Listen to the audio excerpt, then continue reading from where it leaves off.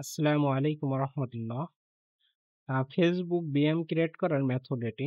আসলে অনেকেই জানি আমরা ফেসবুক বিএম ক্রিয়েট করতে, কিন্তু আবার অনেকেই ভুলে গেছি। এই কারণে ভাবলাম একটা ভিডিও তৈরি করি আরকি। তো প্রথমে একটা ফেসবুক লগ ইন করে নিয়েছি। তারপরে হচ্ছে এই যে একটা লিঙ্ক এখানে পেস্ট করছি। এই লিঙ্কটা হচ্ছে আপনার মেটা বিজনেস সুইটের লিঙ্ক। তো লিঙ্কের এই যে মাথার অংশটুকু কেটে দিলাম, তারপরে লিঙ্কটা হচ্ছে পেস্ট করলাম। তখন লিঙ্কটা তো কাজ করবে না, অন্য জায়গা থেকে কপি করছি, যার কারণে কাজ করছে না।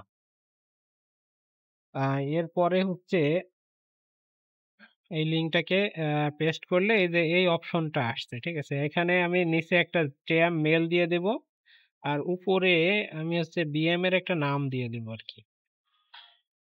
একটা যে কোনো একটা ট্যাব মেল দিলেই হয়, যে ট্যাব মেলে কোড আসে আর কি, এরকম একটা ট্যাব মেল দিয়ে দেবেন।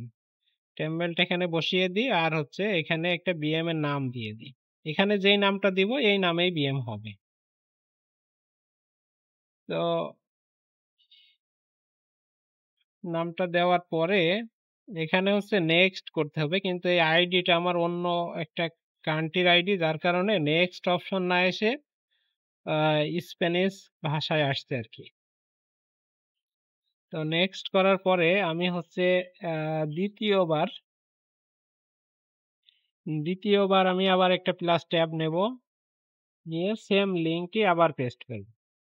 আবার আমি এখানে ভিএম এর নাম দেব, একই জিমেল যদি দিই কোনো সমস্যা নেই।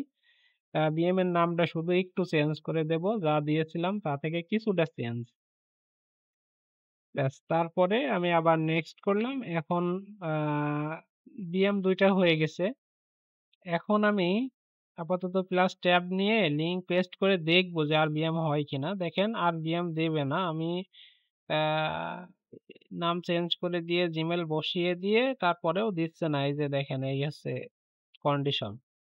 তো যাই হোক, এখন ওই দুইটা বিএম আমি কিভাবে কনফার্ম করব, দেখেন এটা হচ্ছে ওই ট্যাব মেলে গেলাম। প্রথম বিএম এটা, এই যে কনফার্ম, এটা কনফার্ম লেখা, কনফার্ম করে দিলাম। দ্বিতীয় বিএম এ গেলাম, এটা কনফার্ম করে দিলাম। তো এখন এই দুইটা বিএম হয়ে গেল। আমি যত দ্রুত পারি এখান থেকে বিএম গুলো ট্রান্সফার করে যদি নিয়ে চলে যাই, তো বিএম গুলো ভালো থাকবে আর কি। আসসালামু আলাইকুম রহমতুল্লাহ।